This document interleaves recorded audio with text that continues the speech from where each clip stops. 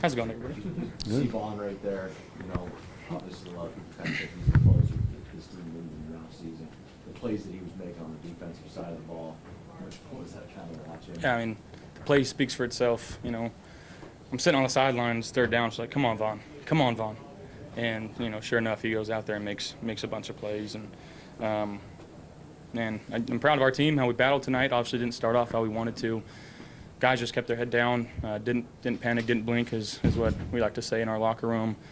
Trusted the game plan, trusted situational football, you know, and got a W tonight. That was our only goal to come in here, and if it's by one, it's by 100.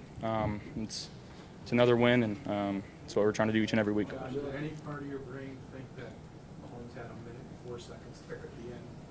I mean, anytime you're going against a quarterback like that who, you know, you can make an argue he's got the best start to any quarterback to ever play this game in the history of the league.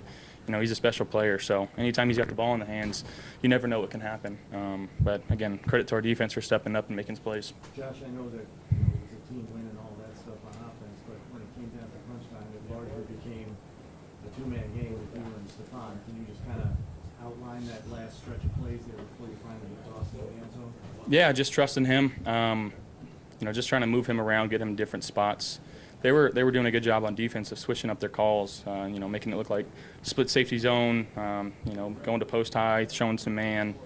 You know, they switched it up on us quite a bit. They brought some good pressures tonight. They got home a couple times, so stuff to clean up for sure. But you know, when you get into that point of a game, you got to trust the guys that you rock with, and he is who he is for a reason. You know, so he works his tail off and does all the right things. We love him for that. And again, it took 11 guys on that field, though. You know, given each phase, I think our special teams did a great job too. You know, pinning them down and making some plays. So it was a great team win. At what point did you know you were going to do the hurdle again? I mean, it's split second. It really is. Again, just trying to make a play for our team. You know, given the situation there. Yeah. Does it fire you up though? Like it has to, right? Like you almost. I think it used to. I think, you know, I tried to stay as even keel throughout this game. Really, in any game I've played in my career, just try to be steady, not get too high, not get too low. Just trust what was being called and just try to go and execute. And that was what was called right there. Was a quarterback run and just trying to make a play.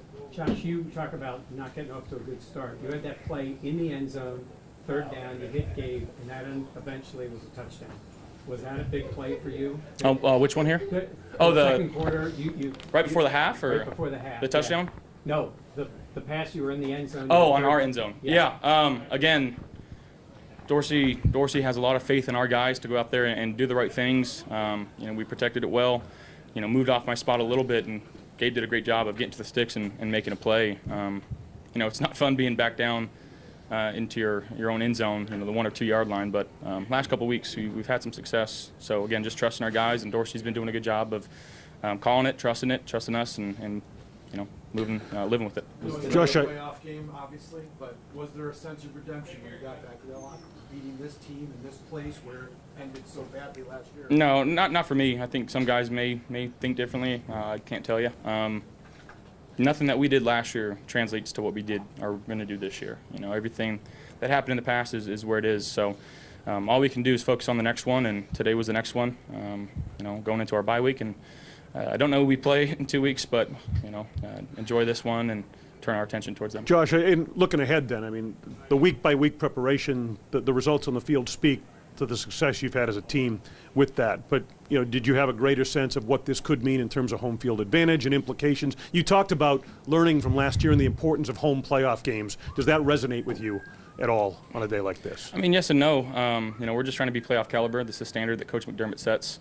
Every game is big in the NFL. You know, it doesn't matter if you're playing a team that's 4-1 or 1-4. You know, any given Sunday, Monday, or Thursday, any team can win when you're on the field. These guys are, you know, we're professional football players for a reason. Everybody's good. So yeah, it's the next one, and again, we got to turn our attention towards the next week.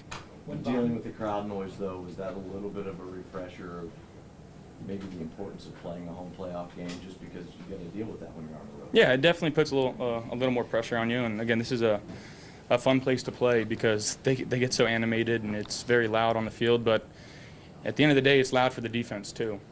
So you can spin it both ways. But you know, as long as we trust each other, giving the certain call, communicating well within the offensive line and the tight ends, it's hard for those guys to make checks and hear things too. So yeah, it is what it is. You gotta find a way to win. Sitting at the conference maybe the bye week a little bit easier to enjoy. Definitely. Yeah. No, it'll. Guys, you know, gotta be smart, gotta be safe. Obviously, the team above everything else, but get away from it for a week and try to clear your mind. I think it's necessary in this game. You know, it's a long season, so to be able to get away from it and do something else, do some hobbies, whether it's golf. So fish. Yeah.